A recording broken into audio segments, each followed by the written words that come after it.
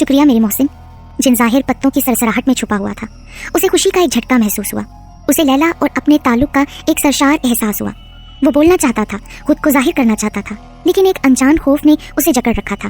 وہ ان جنات کی کہانیاں جانتا تھا جو انسانوں سے محبت کر بیٹھے تھے، ایسی کہانیاں جو اکثر دل ٹوٹنے کی ہوتی تھیں، دیوانگی کی یا اس سے بھی بدتر، یعنی جنات کے قید ہو جانے کی یا ان کے جلا وطن ہونے پر ختم ہوتی تھیں۔ ادھر لیلا کو ایک موجودگی کا احساس ہر وقت ہونے لگا۔ چھوٹے چھوٹے تمام اشارے جمع ہو گئے۔ اسے خالی کمرے میں اطمینان بخش گرمجوشی محسوس ہوتی، اود کی ہلکی خوشبو جو کبھی کبھی یاسمین کی ملی جلی خوشبو کے ساتھ آتی تھی۔ اسے دور کہیں سے ایک خوبصورت دھن سنائی دیتی تھی۔